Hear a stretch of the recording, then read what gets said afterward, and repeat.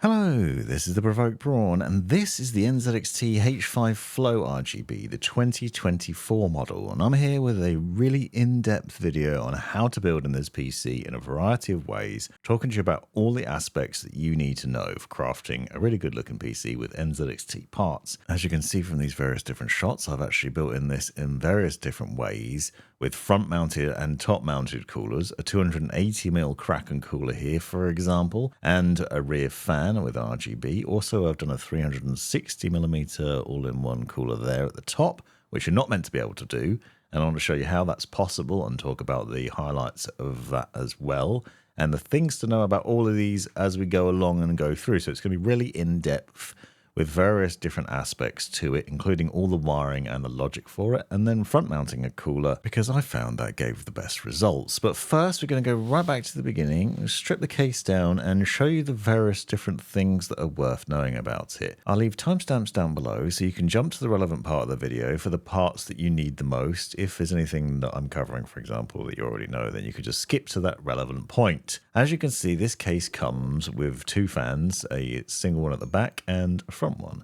It also has an interesting design here with a bit of a mesh at the bottom front here, which is angled ever so slightly for intake purposes. It sits otherwise rather flush to the desk at the rear, which is quite an interesting design with some tiny rubber feet down there. This makes for interesting airflow, as I'll show you in a little while. You also obviously have the nice perforated front with plenty of holes for airflow through the front and through the top as well, and it is actually quite a flexible case, so for the money you're getting a reasonable setup here. I did notice initially there's a bit of wobble on the case when you first get it out of the box, but I wouldn't panic too much because once you've got all the parts in there, it doesn't wobble around. Now this is a nice case to build in actually. I found a pretty good experience here, and I'm going to do a full review on it in the near future, talking about the various different highlights, including, for example, thermal tests of performance. But here we're going to stick to the unboxing and installation of the case. Now you see once you take the top off, a lot of the things are put in place with thumb screws. You have holes here for venting, but there's no removable dust panel other than this, so you need to take that off to be able to clean. At the top, you'll see mounting points for 140mm fans, 120mm fans, or radiators. We'll get to that in a little while. And then you have a single USB-C, USB-A connection, and a 3.5mm jack, as well as the power button. I'll show you the wiring for those later on. To get the glass panel off, you tug from the top and then pull it away. It's worth noting it has a couple of little feet that's notched into the case at the bottom. So if you have trouble, watch out for that. The front panel also pulls away with ease, and again, this doesn't have any magnetic dust shielding on it or separate, so you'd need to take that off regularly to keep it clean, to stop dust from getting through there too much, but it should do a pretty good job. Behind that, you'll see a single F360 RGB Core fan. I'll show you the wiring for that in a little while. I've also done separate wiring guides on NZXT fans that you might find useful that I'll link to in the description. Remove the back panel and you're going to access the rear here, where you'll find plenty of cable channeling and lots of hoops for cable tying later on and making your cables nice and neat and organizing everything neatly back there. At the bottom is the little accessories box, which you'll need to remove to get the screws, and you'll see all the cables for those top front panel connections that I showed you a minute ago. This is actually the hard disk drive cage and SSD cage, as well as where the accessories box sits. We'll get to that in a second as well. Now you'll see there's lots of Velcro ties here, so you can just pull and adjust those for mounting your cables behind them and between them, and that actually makes for some nice channeling. At the top, you'll notice there's some screw holes here, and this can be used to move the cable bar along for eATX motherboards if you need to, and we'll get to that in a little while as well. So I want to show you all the different aspects of the case and what you can do depending on how you're going to be building in it, because you might not be copying my build exactly. You might have some different specs there. You'll also see the various different cables included that run from the front of the case, and I'll show you where to plug those into the motherboard later on. As mentioned, there's a single rear fan here which doesn't have an RGB connector.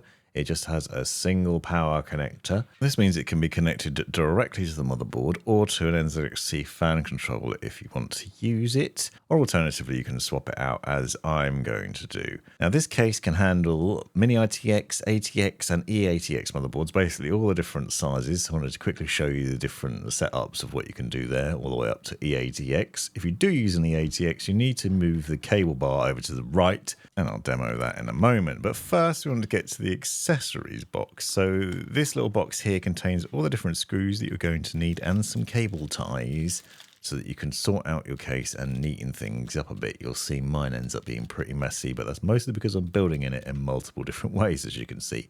The bags are clearly labelled, and you can reference the manual that's included to work out what screws are for what, because it clearly tells you which ones you'd use for power supply installation, motherboard installation, etc.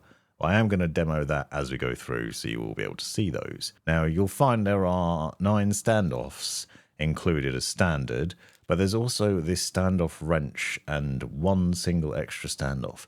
The reason for this is in the middle position here, you'll find that there's a standoff that juts out through the motherboard. It basically, rather than having a screw into it, it's just a little lump. This is pretty standard, but if you're using a mini ITX motherboard, which only requires 4 screws, you might want to use the wrench to remove this standoff that you can see here and replace it with the one where you can screw straight into the standoff instead, which is this additional one. You use the little tool to basically screw that back into the case, and then that will allow you to secure that mini ITX motherboard more easily. Now, obviously, if you're using a tiny motherboard like this, it looks ridiculous. I wouldn't say that you should do this, but if you want to, for some reason, you can. So I thought I'd demonstrate how to do that and what it might end up looking like. And then you just got 4 standoff screws to secure it into those positions where those standoffs sit on the case. So pretty straightforward doing that. But for the standard installation, you don't need to remove that single standoff, because if you've got an ATX motherboard like this Gigabyte one that I'm going to be using at the end, then you can just pop it in as it is set up originally, and then you've got 8 screws to put in and 1 standoff that will just hold it in place in the middle row. So you just have to go through that standard installation process. ATX motherboard makes life a lot easier. You can just plug and play, basically just slotting that in. Also, you have access to the back plate at the rear here, which will make it easier for installing your all-in-one cooler bracket, for example. But if you want to, you can use an eATX motherboard. You have to use the cable bar movement over to the left a bit here at the rear by unscrewing the top screws and then the screws further down. Basically shift it over 1 to the side a bit, and that'll give you more space to be able to run your cables through, and also to have that extra room that you need for an eATX motherboard. So you can see me removing the screws here. One of the things I did notice, and you might spy as well, is the middle screw from the cable bar doesn't screw back in when you move the cable bar over. So you actually end up with an additional screw just loose and knocking around. So you might want to save that just in case, but you don't need to put it back in. So you just need 3 screws there to re-secure it in the additional position further over to the right. But then you can take an eATX motherboard like this godlike motherboard and slot that down there and pop it in instead. And you'll see there's still plenty of space there for the cables to run through from the rear and be slightly hidden by the cable bar as well. So that's a nice way of doing it, an alternative. So this shows you how flexible the case is in terms of the building there and how easy it is to adjust. Next, we're getting on to the power supply wiring and setup, and this is the NZXT C1200 Gold, which is an ATX 3.1 PSU. As mentioned, if you want to, you can just use the timestamps to leap forward if you already know how to do this. But I'm going to show you the setup and wiring for this power supply unit, in this case with all the cables that I'll be using for the build, and mention the other cables that you might need if you're using different parts. This is a modular power supply unit, which means that you can just plug in the cables that you're going to need, which should make life fairly straightforward. It is worth using a power supply calculator to work out the size of wattage you're going to need in order to power your system.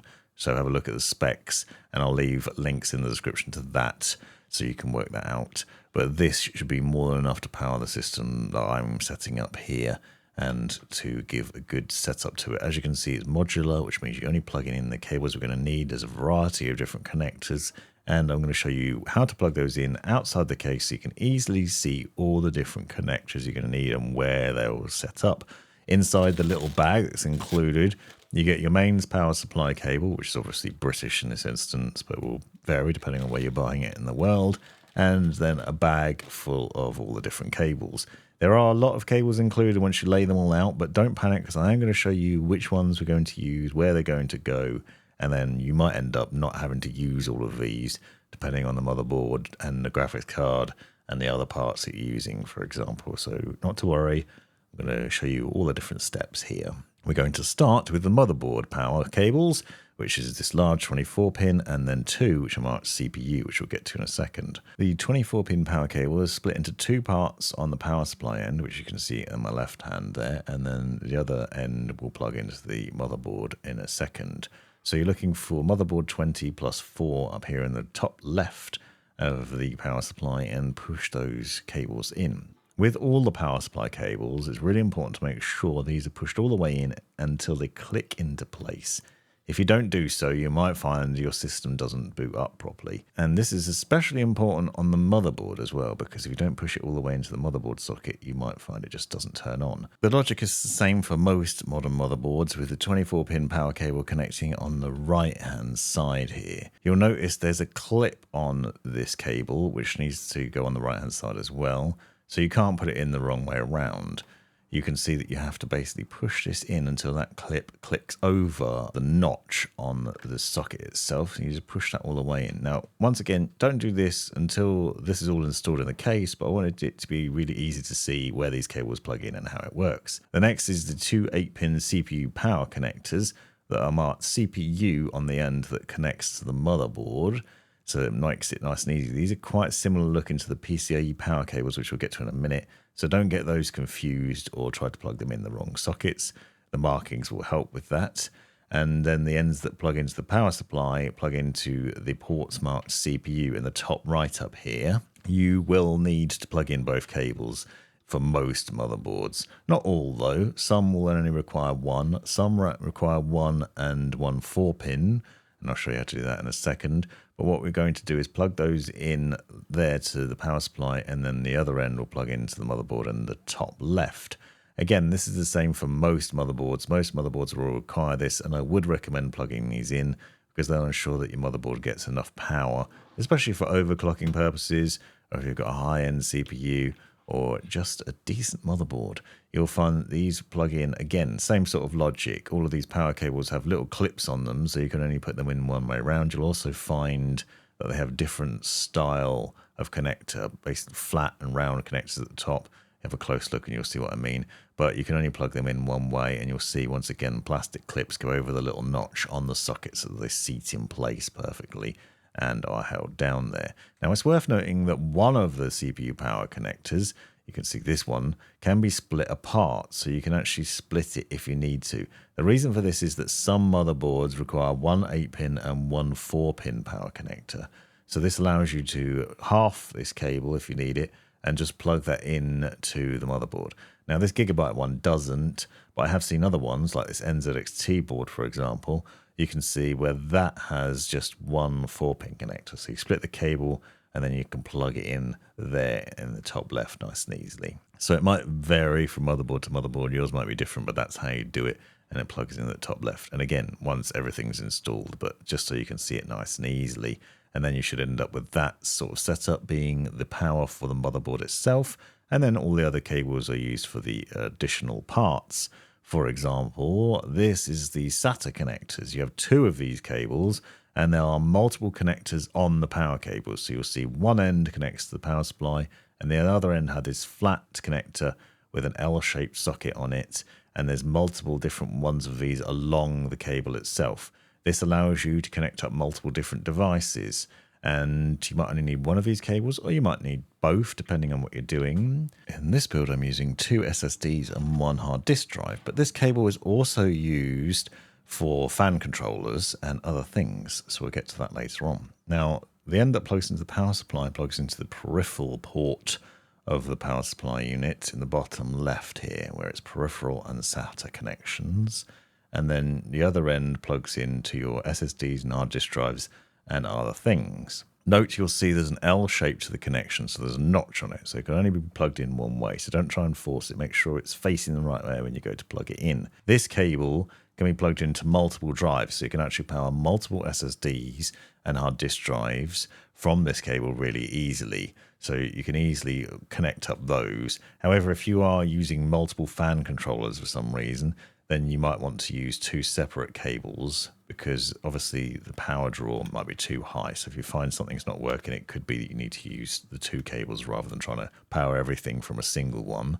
But for drives, you can basically plug them all in with one cable really easily. So two SSDs connected up here, and then you can also connect up the hard disk drive with the same sort of logic and basically daisy chain them all together. And that's the nice thing about these cables, which means you might not need to use both cables in your system.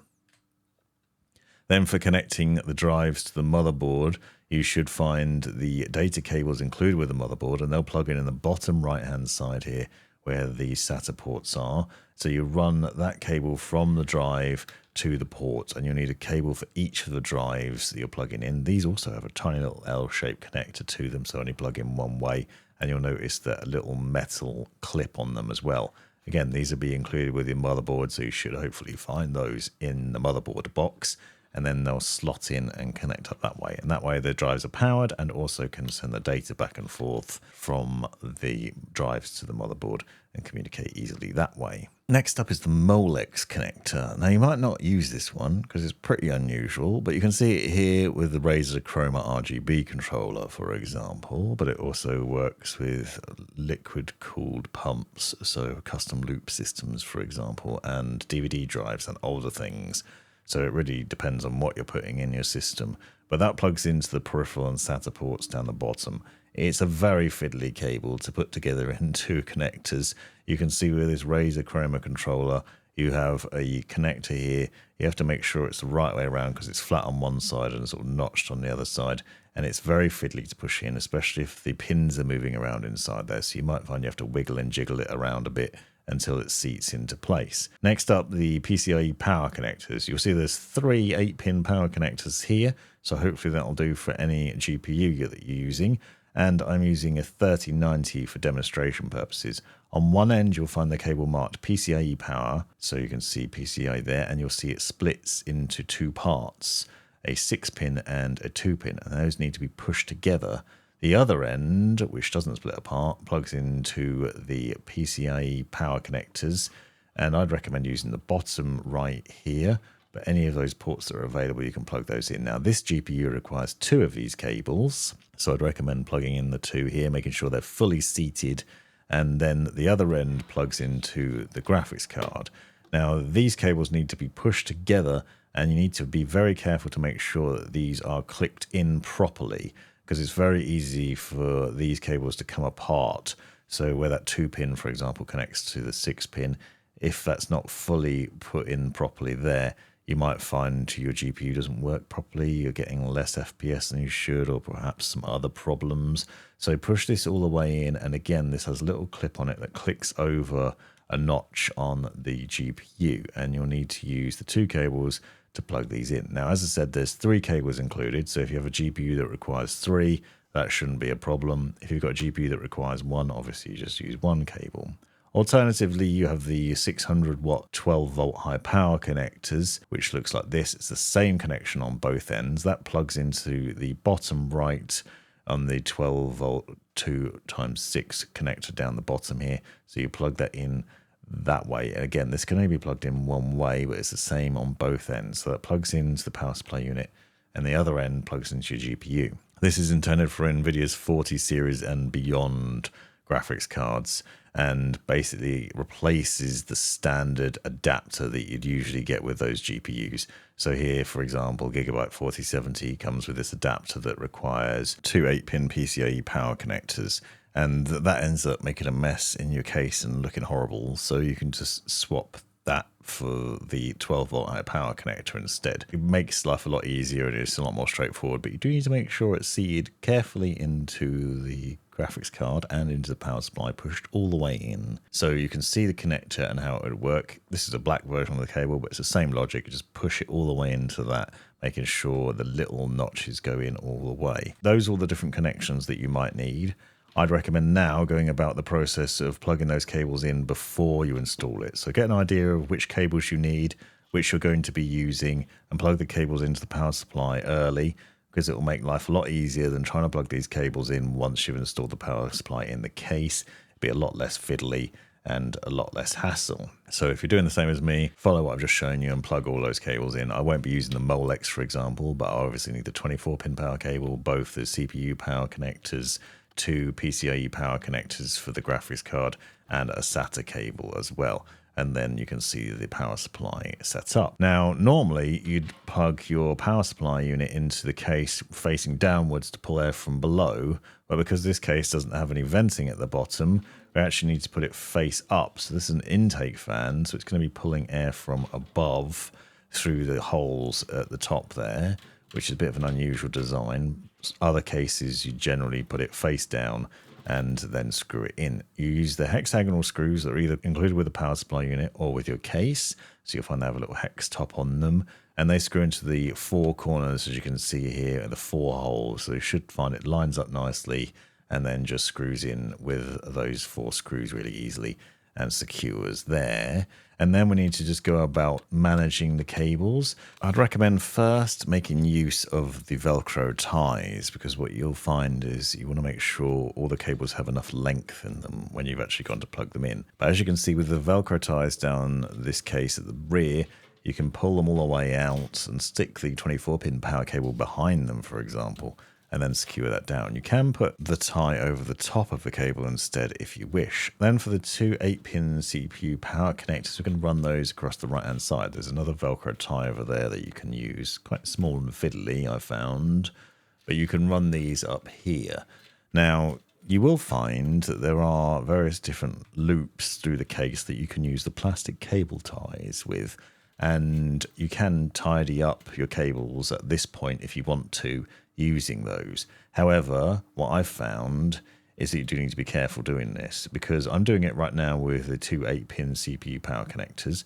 But what I found is I actually tighten this up too much, and then the cables aren't quite long enough to reach the socket easily, and I'll show you that in a second. So be careful not to overdo it with your cable management. Make sure you're going to be able to reach the various different ports that you're plugging into. So you leave some of the cable tidying to the end is what I'd recommend. You can also remove the hard disk drive / SSD bay at this point.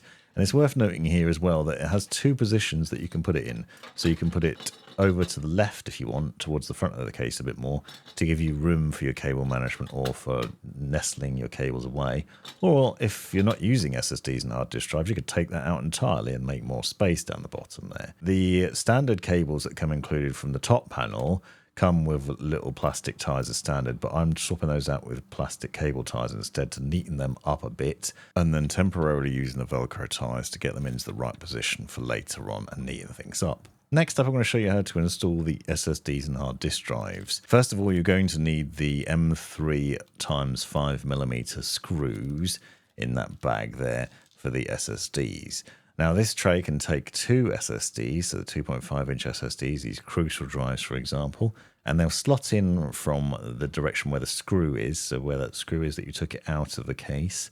You make sure you put the drive in that way round, with the ports facing towards the front there, so that you can then access them, and then it's secured with those screws on either side of the tray. So there's 4 screws that need to be put in on either side there to secure it into place. Now obviously you can repeat this process with the other drive as well, but you'll see it's fairly straightforward to be able to do this. And if you're using these drives, it can be really easy to just install these and nestle them away at the bottom of the case. Just pay attention though which way round they go, make sure they're seated in there properly, and that you can easily access those ports to be able to wire them in, as I showed you earlier on, because you don't want to put the cables facing the other way, because you won't be able to access the back of this tray once it's reinstalled. So that's something to bear in mind. Just copy what I've done and get those ports towards the front, as you can see here, and then you'll be able to access both the power connector and the data cable ports, so you can plug those cables in. Then you can, if you want to, add a hard disk drive to this as well. That requires the 632 by 5mm screws, which is the same ones you'd use for securing the motherboard to the case as well. So that's why that bag's open. What you do is put this drive on top of the tray, and it secures in much the same way, except the screws are secured on the underside. So you screw it in from the bottom rather than from the sides, and there's 4 screws, 2 on either side, that need to be secured there in order to hold that down. Now, obviously you don't have to do this, but I thought it was worth demonstrating how you can do this if you want to. These are the only places that you can install SSDs and hard disk drives in this case, so you can only have a maximum of 2 SSDs and 1 hard disk drive in here, but this gives you extra storage options if you're not using NVMe SSDs. It's much neater with the SSDs though mounted down the bottom, and then you can just pop this down there, and then you can obviously plug in the cables for it. You can choose where it slots in, but what I found is even with this large 1200 watt power supply unit, it easily fits in there without any problems, so it's not causing a drama there. But if you need a bit of extra space, you can obviously slot it into that further port, and then the power cables for it slot in and daisy chain together, so all 3 drives can be powered from the same cable nice and easily. Just need to fiddle around a little bit to plug those cables in, and then to nestle the rest out of the way, because there's still additional connector there which you can use later on for other things. Next is the motherboard prep. So I'm using the Z790 Aorus Elite AX Ice motherboard for this build, along with a Samsung 990 Pro, Crucial's DDR5 Pro series RAM, and a Core i9-14900K. I'll leave all the specs in the description so you can find out more. But for this setup, we're going to first of all remove the lever, gently lift up the latch there, and then carefully seat the CPU down. You'll notice there are some notches at the bottom of the CPU here which line up with the socket, and then you gently seat that down, taking great care to lower it down, put the lever back down over the top and secure that into place. For the RAM, we've got 2 sticks, so we're going to use the 2nd port and the 4th port. You need to make sure you follow this, because if you don't use the right ports, system might not boot and your RAM might not run at the right speeds. So you're basically putting that into ports A2 and B2, which is the 2nd and 4th port here. So you'll see you open up those slots and then gently push that RAM in. This is DDR5 RAM, which is XMP compatible, and we're going to slot that into place and ready that as well. And I'll show you how to turn on XMP at the end of the video. Next up is the Samsung 990 Pro, which is a Gen 4 NVMe SSD. Now this motherboard can support various different drives throughout, so it actually has various ports, but I'm going to use the top one because it has a nice heat shield up here and will give us good speeds. Notice there's a thermal pad there and also a sticker which we'll need to remove first of all. Don't remove the sticker from the drive and insert it into the port at the top here, pushing it in gently. You don't force it, and then you should find you can just push it down gently here, and you'll notice there's a little latch that we basically need to turn slightly so we can push it all the way down and then secure it in place. I'll show you that from a couple of different angles. You'll have noticed I left the sticker in place on this drive, and I've done a video on why, but what you will need to do is to remove the sticker from the thermal pad on the heat shielding that you can see here. So this will help with the dispersal of heat and make sure that drive runs at the right speed. As mentioned, there are other ports on this motherboard, so you could install multiple drives if you want to, and those will be below that extra shielding at the bottom, so you can have multiple drives in there and have a great system set up. Now, as I mentioned earlier, we can install multiple different setups in here. You can mount a 360mm all-in-one cooler to the top of the case, to the front of the case, or you could do a 280mm cooler. I've done a separate video going into some of the depth of this, and I'll talk a bit more about it in the review. So you have options and how you're going to do it, but I'm going to show you the wiring and logic of it and the setup for this to make it nice and straightforward for you. I can't cover all of these things though, so I'm going to do the best one, which is a front-mounted cooler, because that cools your CPU more effectively. But I'm also going to talk about the wiring of that and also of all the fans, so you can show you the setup logic that you'd need to know. And I'll link in the description to other related videos. So I've done wiring guides on the 280mm cooler, for example, and on the fans too. There are other things to bear in mind as well. For example, if you want to top mount a 360mm all-in-one cooler like I'm doing here, you'll need to remove the rear fan. You can also only install it with the tubes on the left-hand side. So there are things like that to bear in mind. If you're doing a 280mm cooler, you'll need to make sure you've got low profile RAM, and I also found that a little bit fiddly. With a 360mm, technically you're not allowed to mount it. The specs say you can't. And the reason for that is you can't actually screw in all the rads, so the far end of it, for example, can't be screwed in, but you can still secure it, and it does work, and I have tested it, and you can indeed do it if you want to, but that's the view that you'd end up with. So for this, I'm using the Kraken Elite 360 RGB from NZXT, and I'm going to show you the setup process for this as standard with Intel and AMD, and show you the wiring and logic of the standard fans and then of the F360 RGB Core fans as we go through as well.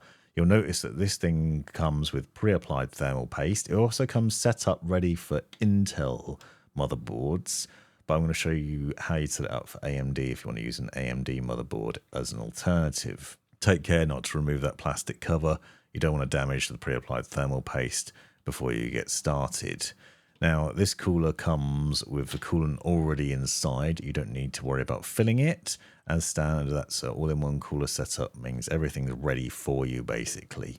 It also comes with a load of different screws and parts, including a breakout cable and a USB splitter cable, which will make your life a bit easier as well, and an RGB controller, which you'll need for the RGB core fans. Now, as mentioned, if you want to install a 360mm cooler at the top of the case, you will need to make sure that it will fit.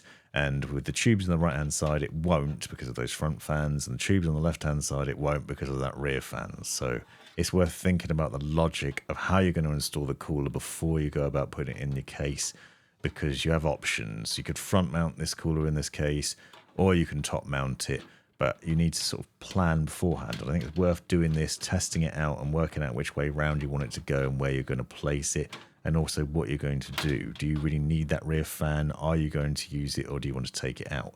If you are going to take it out, notice that there are some clips at the back of the case that secure that cable into place. So you need to remove that first from there, and then remove it from the back of the case and get it out of the way, and then you'll find that the radiator will fit nicely in there fairly easily and without much hassle, but only with the tubes on the left hand side. So that's the aesthetic that we're going for there if you want to mount it in that direction. But this will also help because then you can work out the logic for where the wires are going to go from the fans, for example. Now, this cooler comes with a load of long radiator screws and then some smaller screws with washers that you'd use to secure it to the case. So here you can see it all laid out logically. What I'm going to do is use the long radiator screws to secure the standard fans to the rad. So with this logic, with the fans facing upwards towards you, like this, what they're doing is basically pulling air from that direction. So if we're top mounting the radiator, as I did in that demo, what this would be doing is pulling air from the case through the radiator and exhausting out the top of the case. When you're installing the fans like this, you need to make sure you think about the logic of where the cables are going to go. So the two cables that are coming from the fans, you need to make sure they're pointing towards the right direction so that when you install the radiator, it ends up with those cables facing towards the back of the case so that you can hide them away nicely. Then we put the radiator screws through the fans and into the holes on the rad, so you have to line them up with the pre-drilled holes in there and then secure them all so they're all screwed in nicely. Then with these fans as standard, you have two cables included on each fan. One is the fan power, which you can see looks like this, and that's a 4-pin fan power connector. And then the other one is an RGB connector. Now these are proprietary NZXT RGB connectors, which means they have to be connected to the controller that I showed you a second ago, or alternatively to an NZXT RGB and fan hub, which I'll show you in a little while. These cables cannot be connected directly to the motherboard, bear that in mind, but they can connect directly to the NZXT RGB controller that's included with the cooler, so all three of the RGB cables will connect here. This controller then has SATA power to the power supply unit and a USB connection to the motherboard, and that will then allow you to control the RGB lighting via NZXT's CAM software, which I'll show you at the end of the video. So the three RGB connectors come out of the fan and connect into this controller quite easily, or alternatively you can plug them into the RGB and fan controller that you can get separately. If you're plugging in lots of fans, it makes sense to use that, and I'll show you that in a second. But this is the logic and the basic installation for the Kraken cooler. And then you have this breakout cable which plugs into the pump. You'll notice this has multiple connections on it, which can look quite intimidating if this is your first time dealing with this. But this single connector here plugs into the top of the pump, and then it has a load of other cables that need to be connected in various places. Because this is an all-in-one cooler, it basically does everything quite simply. So it requires power to this to power the pump, but also that power cable will help power the fans that are on the radiator. So you can see the cables laid out here. We've got USB connection goes to the motherboard, CPU fan connection goes to the motherboard, SATA power to the power supply unit, and then fan power. So this fan power connector, which has 3 connections on it, obviously allows you to connect the fans to the pump. This way, the fans and the pump are all controlled via NZXT's CAM software and communicate nicely with each other, and the fans can spin up to help cool the coolant inside the cooler and therefore help cool your CPU down. So the 3 power cables from the fans that I showed you a second ago plug into this breakout cable, which in turn runs to the pump, while the RGB connections run to the controller separately. Then both of these have a USB connection that needs to run to the motherboard. That's important. You need to make sure these are plugged into the motherboard so that you can get the control over all these things from NZXT's CAM software. Now, if you've only got one USB port on your motherboard, not to worry, because NZXT's included this splitter in the box, which enables you to plug both these cables into that, and then that single connection can plug into your motherboard at the bottom middle, and I'll show you that in a second. But this means that you don't have to worry about buying an additional controller unless you happen to have other things that require internal USB as well. So this cable plugs in the bottom middle of the motherboard and the ports marked USB. You can see them here on a couple of different motherboards just to give you a demo of that. And you might find you have 1, 2, or maybe 3 of these ports if you're lucky. And you can just connect that cable up at the end. But it is very important to make sure you do that.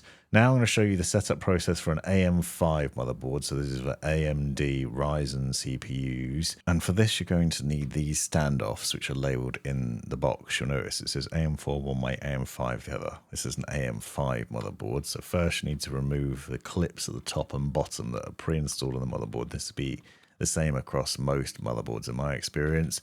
So just unscrew those 2 screws from there and get those clips out of the way and save them in case you need them in future. And then we'll need to seat these little plastic brackets over the top. So you need to make sure you're putting those the right way around.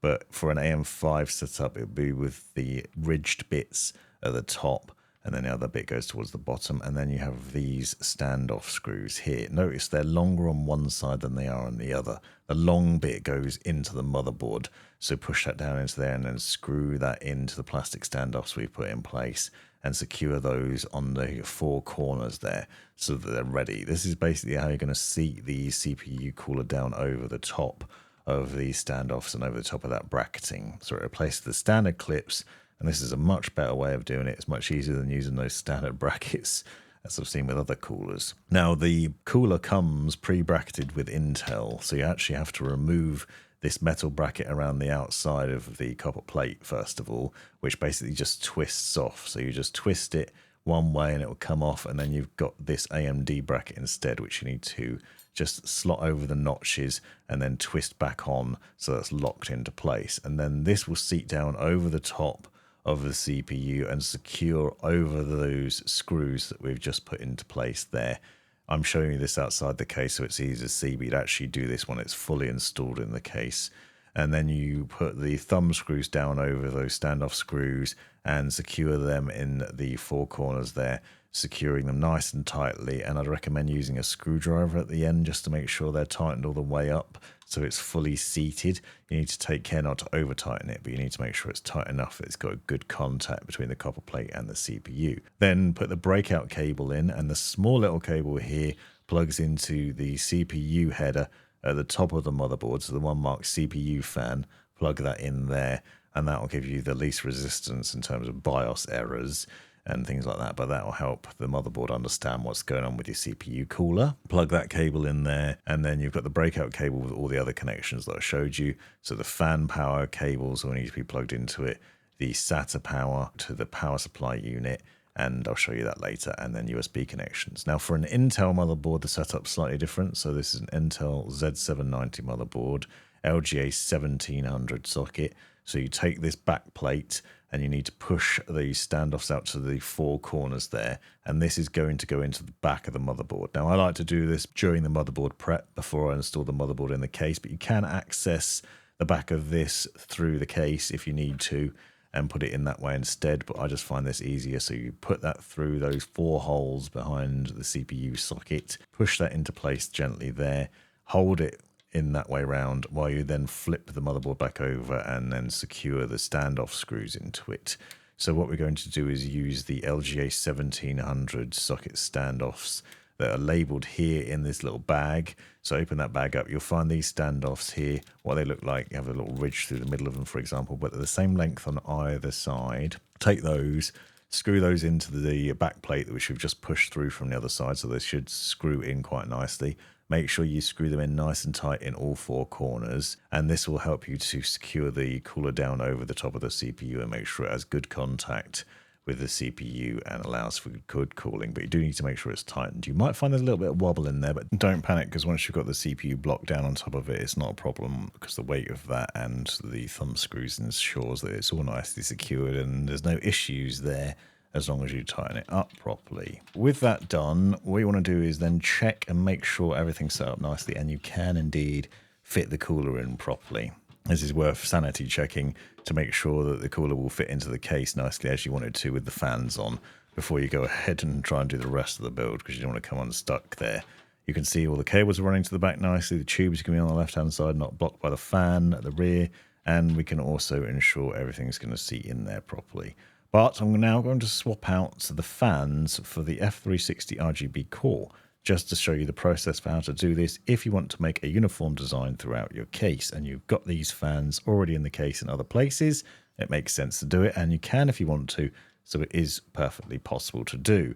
And this is the process for doing it. Obviously, without the standard fans installed, we're going to install the single F360 fan instead. Same logic though, you need to make sure the wire's going to face in the right direction and also that you're installing them in the right direction depending on how you want the airflow to go. So if we're doing an exhaust logic with the top mounted radiator, then you'd put them this way with the fans facing towards you, the blades facing that way, but you only need 4 screws. They screw into the 4 corners, so much easier than standard fans, and there's obviously only a single cable coming out of it as well, so in theory it's easier to wire, so this actually makes some sense, although it is an extra expense because you will need to buy this fan frame separately. Currently it comes with an adapter cable included in the box, which you plug the standard flat connector into, and then it has 3 cables coming out of it, a 5-volt RGB header that would connect to the motherboard, and then the proprietary NZXT RGB connector and the fan power connector.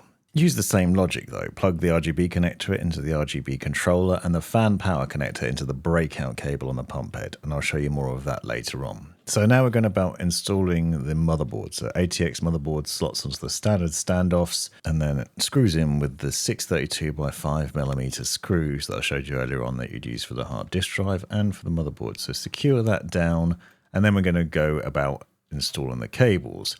So the 24-pin power cable that we ran earlier on through those Velcro ties is now pushed through to the front and slotted into place. So don't forget, you can only plug this in one way. You need to make sure it's fully seated and you hear the click so that it's fully pushed in. You'll notice that this is a little bit fiddly behind the cable bar, so it can be a bit tight there, but this does make sure things are nice and neat there and it's hidden away from view for the most part. The 2 8-pin CPU power connectors are the area that I then had a problem with, which is why I mentioned not overdoing it with the cable tying early on. I'd made this bottom plastic tie a little bit tight, which meant there wasn't quite enough length in the cables, so I had to force them through it and push them up a bit further. So it might be worth plugging the cables in first and then doing the cable tidying once you're sure that they can actually reach the ports. So the 2 8-pin CPU power cables now are a bit looser, and I can plug those in, and then if you wanted to, you could then cable tie them down a bit more efficiently at the back to neaten them up a little bit more. Then we have the other connections, 3.5mm power button, USB-C and USB-A from the top of the case. I want to show you where those plug in. First of all, the front panel connection plugs in the bottom right hand corner of the motherboard. You should find a port that looks something like this. I'd recommend referring to the motherboard manual, but you can see this controls the power button, reset switch and power LEDs. It runs through from the front of the case here, and then underneath there's a hole that you run it through at the bottom there, so you just need to negotiate a way through there and then plug it in. Just for your ease of use, you can see here how that works. you'll notice that there's one pin missing from this, so you can only plug it in one way. HD audio, which is a 3.5mm connection, plugs in on the left-hand side of the motherboard, so you run it over to the far side from the back of the case, and then plug that in. This is also missing a pin when you go to plug it in, so you can only plug it in one way. So you just make sure you line that up properly and push that in. That cable will allow you to plug a 3.5mm headset into the top of a case if you want to, or headphones. So both those connections fairly straightforward, bottom left and bottom right, and that will ensure those top connections are sorted out on top of the case so you can turn your PC on, and also that you can use that 3.5mm connection nice and easily. Then we have the USB-A and USB-C cables. These again run from the front and basically need to be negotiated through the Velcro ties in a neat way, and then they go on the right hand side of the motherboard, generally right near the 24-pin power connector. You can see USB 3.2 here, and that cable plugs in. You'll see there's a little plastic notch on one side of it, so you can only actually push it in one way. Take care with this because it is possible to bend the pins on the inside if you're not careful. USB-C connection generally plugs in nearby. That too can only be plugged in one way, so if it won't go in, flip the cable over, you'll find it plugs in the other direction. It has an interesting design to it that can make it difficult to plug in. You can see you have to get them past the cable bar and then plug those into those ports, and then that'll allow you to use those top ports on the top of a case once the system's all sorted out and fully installed. Again, push those in, you should hear a click with the USB-C one. That's all the main case connections sorted out and the power for the motherboard. Now I'm going to show you how to install the NZXT F360 RGB Core fans. These are essentially two 120mm RGB fans that we can mount to the bottom of the case. The wiring logic for these is really straightforward, and the setup of them as well. So this is a nice alternative to standard 120mm fans because they're basically much easier to wire because there's only one connection with the fans. What we're going to do is set these so that they're intake fans on the bottom of the case, so that will help blow cool air onto the graphics card, along with the intake fans on the front of the case. You need to make sure you're facing them the right way though, which means they have to be face down towards the bottom of the case. Now, interestingly, these might be fighting a little bit with the power supply unit, but I think there's enough of a gap there, and that venting at the front that I showed you earlier on with the angled holes on the front of the case, it should help. We used the 632 by 30mm screws here. So we're going to screw these fans in from the top of the case rather than from below. So these are kind of like radiator screws. They pass through the top of the fan and then they screw into the case that way. Obviously, I've run the power cable from the fans towards the back through one of the holes there, and then you're securing this at the bottom. This cabling then needs to be sorted out as well, obviously, so we're going to tidy things up there. Now, as a quick reminder, if you wanted to, you've got that standard 120mm fan at the rear of the case. If you want to use this, I thought it would be worth quickly showing you how to wire that up. I'm not going to, so I've taken it out, but this makes it easier for you to see. There's a 3-pin power cable on this fan, which would need to be plugged into the motherboard. You use system fan header or chassis fan header on your motherboard. So sys fan like this, or chassis fan like this, CHA fan. Plug that in, usually in the bottom row of the motherboard, and that's a straightforward connection for that fan. Alternatively, you might want to replace it. So for example, with the F120 RGB Core fan that I'm going to use here. This fan obviously has RGB lighting, so it'll go nicely with the other fans in the system. You run the cables through to the rear. Don't forget there's those clips at the top that you might want to use to neaten things up. Although quite difficult to run cables into, a bit fiddly I found. But you can then screw that fan in, not forgetting to face the blades in towards the case because that will give you the exhaust. This is the NZXT RGB and fan controller. This is a separate purchase, but I would recommend it if you're going crazy with loads of NZXT RGB fans. It makes life a lot easier. So instead of using the RGB controller that I showed you with the Kraken earlier, you can use this controller instead. This can control up to 6 RGB fan connections and power up to 9 fans. The 3 fan ports on it can control 3 fans per port with a splitter that I'll show you in a minute. But if you're using a single frame fan, I'd recommend only plugging one into each of those. So you have, for example, the F360 plugs in there with that adapter to the RGB connection and to the fan port.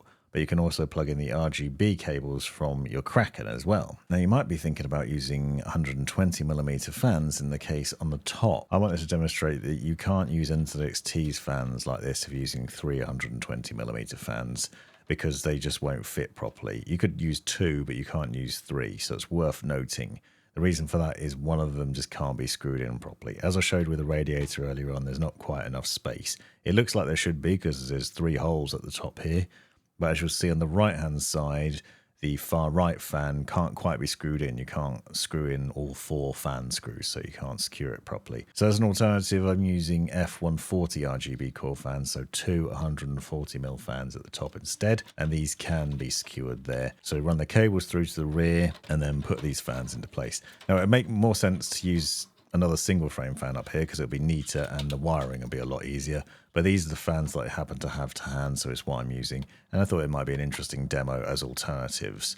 So you run the cables through to the back for these fans. Obviously we've got 4 cables, 2 power cables and 2 RGB connectors, making sure you tidy up as you go through using those Velcro ties. And then we have for the cables that need connecting up both from that rear fan and from these top fans as well. So the fan power connections go into the fan ports and the RGB connections into the RGB ports. It's worth paying attention to this because you only have 3 fan power ports as standard.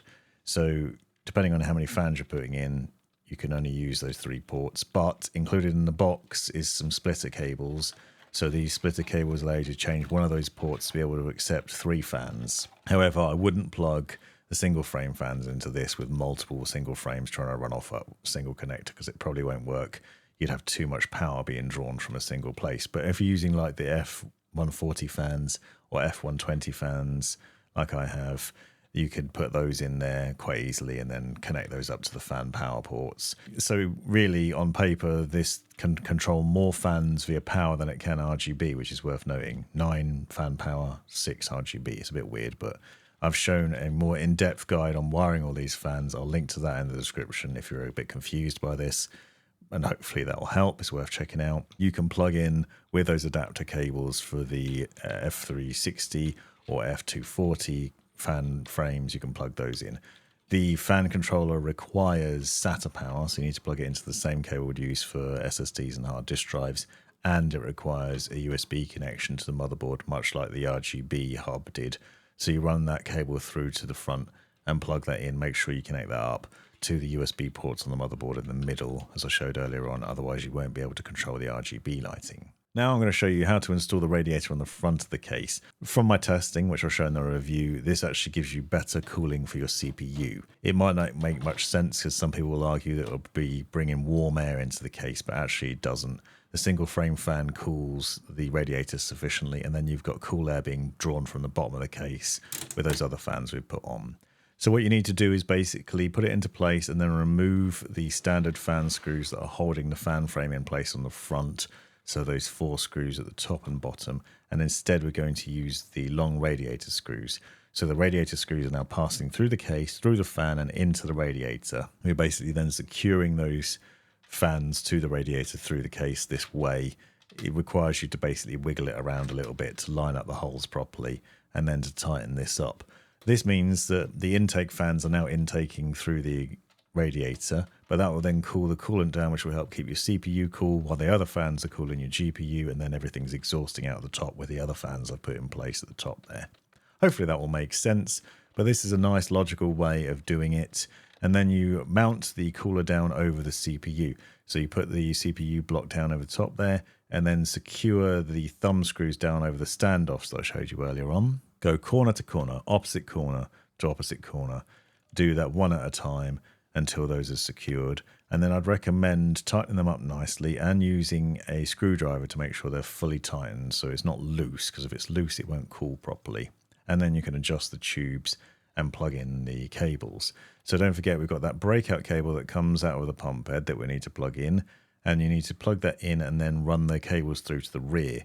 This is now a little bit fiddly to do because you've got to get it past the fans that are mounted at the top, which is worth bearing in mind. And don't forget you need to plug in the small cable to the CPU fan header on the motherboard while doing this as well. That will ensure the motherboard recognizes it as a CPU fan cooler in place and that that's set up and you won't get any complaints from the BIOS when you try booting your system up. The other cables need to run to the rear as well. Don't forget to plug in the SATA power and the USB connections, for example. Otherwise, you won't be able to control the display and the RGB lighting, and the fans won't spin up as well, because don't forget what we're going to do with that single frame fan connection. So that F360 single frame fan that we had on the front, we're going to plug that in to the breakout cable now instead of to anything else. So it's plugged into that breakout cable so that then it's all cooled nicely. Then you have a SATA power connection from the pump that needs to be connected up to the same cable that we'd use for SSDs and hard disk drives.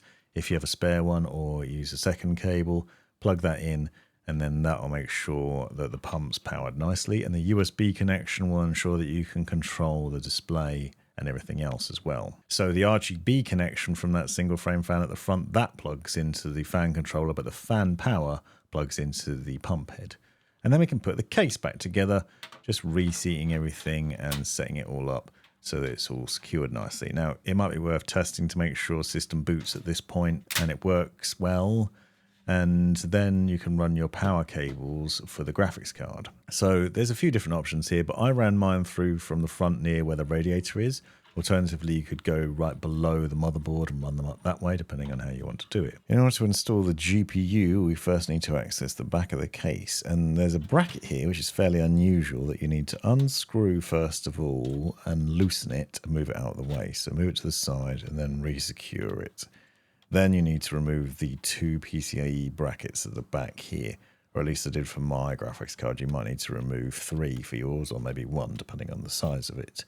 So remove these and save those screws because we're going to need them in a second, and then put the case back down so that we can put the GPU in. You want to use the top PCIe X16 slot because it'll give you the fastest speeds. So careful to seat your GPU down into that slot and push it in carefully. I found this was a little bit fiddly. You have to watch out for the prongs at the back of the GPU and how they sit in the case. It can be quite difficult to get in, so you might need to wiggle it around a bit. You can see it easier if you look at the back here and how that's set up. Once that's done, use the small screws that were removed from the brackets to re-secure the GPU and then slide that extra bracket over and tighten that down as well. Then we plug in the power cables. As I said before, I'm using the two 8-pin PCIe power connectors for this GPU. You might be using a 12-volt high power instead perhaps, but you push those in, make sure they're pushed in carefully and pushed together nicely. If they come loose, this could cause issues where your system just doesn't run as well as it should do. Now that's finished, we can put the back on and hide away the cable mess back there, or tidy it up a bit more if you're particular about those sorts of things. And then we have the final product. So obviously I've used a bit of a mix and match in terms of the fans, so you might be better off getting some more single frame fans, at least for the top of the case, and then having that one single RGB fan at the rear. But my testing shows this is actually a very good setup like this, and it runs nicely. If you want to see more details on that, be sure to subscribe if you haven't already and watch the full review on it. Hopefully I've given you some good insights into how to go about setting this all up. Don't panic, by the way, if the display doesn't work immediately and all the fans are white when you first turn it on. First of all, you have to get into Windows and download NZXT's CAM software before you can adjust all those other things. I've already done that, so I'm going to show all this lighting off. I'm going to show you how to do it in a second if that's what you want to do. I wanted to be able to demonstrate the different angles and the lighting for you to see. Now, when you turn on your PC, first of all, assuming you haven't already installed Windows, you'll get into the BIOS. So you can see the Gigabyte BIOS here. There's a couple of things that are worth checking out. First of all, you'll notice there's no bootable device found because I don't have a Windows on any drive here. And you'll also see some other things. So down in the bottom left, there is an XMP memory profile. We need to turn this on. So you want it to set it to XMP1 if you're using an Intel setup, or Expo if you're using AMD, to make sure your RAM runs at the right speed, the faster speed. There's also an option down the bottom here for resizable bar support. Turn that on, that will help with GPU performance. And then you will also notice there's another option in the advanced mode for various different things. Now I will do another video on updating the BIOS for this motherboard. It is important to get the latest BIOS, especially if you're using Intel 13th or 14th gen CPU. You want to make sure you update your BIOS to get the latest one so that you can ensure it's running at the right specifications. Done a video separately on why this is important, but it'll ensure longevity of your CPU and also that it runs well and you don't have any issues with stability. So I'll do that separately. On the main tab, there's also a smart fan setting. If you've connected fans directly to the motherboard header on any of the system fan headers, then you might want to use this to adjust the fan curve or to tweak how the fans are running. You'll see that you can go through the various different fan options. Sys fan 1, 2, 3, the pump fan, CPU fan. On the right hand side, you'll see there's options for normal, silent, manual, full speed. You can adjust through those. If you want to make your fans a bit quieter, you could set them to silent, for example. You can get them to respond to specific temperatures, let's say from the CPU or system temperatures. These are the standard curves that are set up there, and there's various different settings that are worth playing around with and tweaking in here to make sure it's running properly. Then you can basically also choose from tune all, so it will test your fans out for you and tune accordingly, or you can create a custom fan profile for it to make things run a bit nicer. Then once you've done that, save and exit, and that'll save all your settings. Next up, we're going to create a Windows Media Creation tool on a separate PC or laptop. You want to download the Windows Creation tool for Windows 11. So this is a Windows installation media tool. You're going to need a USB drive, and you need to then basically run this tool on that drive. So run the tool on the drive on the PC and basically prepare it. What you're going to do is put this into the new PC that you built and then boot from it, and it will help you to install Windows onto the relevant drive. I'm going to be using the Samsung 990 Pro for the installation here. So plug the USB drive in. You can see this is a 32 gigabyte drive that I'm using, which was already formatted, but once you run the tool on it, it'll install the Windows boot tool on there, and then when you turn your PC on, it'll automatically run from that and go through the process of doing the Windows creation setup. So basically follow the on-screen instructions to install Windows 11 on there, choose the relevant language and your keyboard setup, so obviously UK for me, US for you maybe, or wherever you are in the world, and then you want to go to custom setup. And then what we need to do is to create a new partition for Windows on there. So you might find that it's already got a partition on there that you might have to delete. So basically clean that up. If you've got a brand new drive, you shouldn't have this problem. But if you find that it's already got partitions on there, you might need to delete them or format the drive first of all, and then go through the process of basically setting it up. So I had to delete the partitions that were there. So it was just one drive, then create a new one, and then start the process of installing it. So you can see now it will then go about this process. Now this takes quite some time to go through the installation process, but keep an eye on the bar and when it's filling up and when it's getting close to finishing. You can see here that we're right near the end, and it gives you a little warning of that, because what you need to do is to, once it starts to restart, pull out the thumb drive. Otherwise it will try and reboot from that creation tool. You don't want it to do that. We now will have the creation set up on the SSD or wherever you chose to install it. So it will go through the process of installing it on that drive and finish up installing Windows. This again takes quite some time, but you've got to follow the on-screen instructions, connect to the internet. You can see I've used an Ethernet cable here, but the Ethernet was working perfectly fine, as was the Wi-Fi. Sometimes you might find there are issues with Wi-Fi if you've got a different motherboard where it's not working initially. Look out for a thumb drive inside the box that might include the drivers. That might help. I've done a separate video on this. You can also play a game now while you're waiting for Windows to install, which is a new one on me. That was quite fun. So that was some brief entertainment while I was installing Windows, but it does take some time to go through this process. Then you just need to go and download NZXT's CAM software. CAM will give you control over the display, the RGB lighting, and obviously over the fan speed and other things too. You can download this and you can go through various different profiles and change all the fan lighting quickly and easily from the lighting section. And you can also tweak other things like the display. You'll see in the cooling section you can choose from various different modes, including silent, performance modes. You can do the fans individually or as a whole group, assuming they're all connected together properly, as I've shown you, to the fan controller and to the pump. You can control everything really easily from this software. In the lighting section, you can choose from a variety of different lighting effects that will either apply to the entire lot of fans or can be set individually, so you can change the lighting there, and you can customize this if you want to.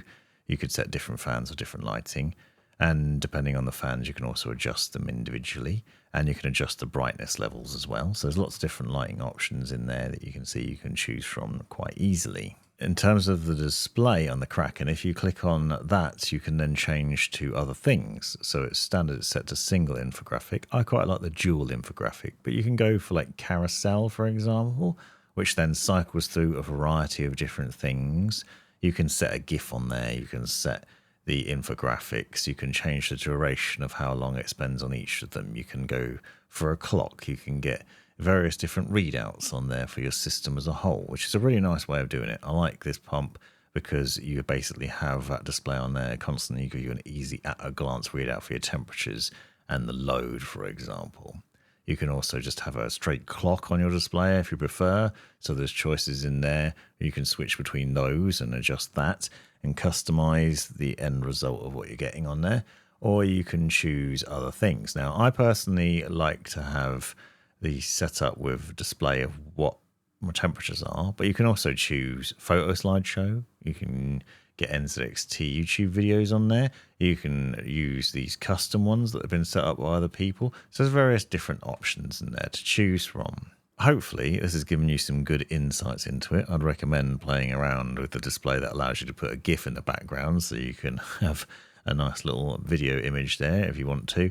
But you can really customize this case quite a lot. Now, I realize this has been a really long video, so if it's helped you out, let me know in the comments down below, or tell me what I could have left out if you'd preferred. Hopefully the timestamps have helped you leap around sufficiently, and don't forget to check out the links in the description to other related videos that might also be useful and give you insights into things like the fan wiring and the setup of other coolers in the case and other things like that too. This has been the Provoked Prawn. Thanks very much for watching.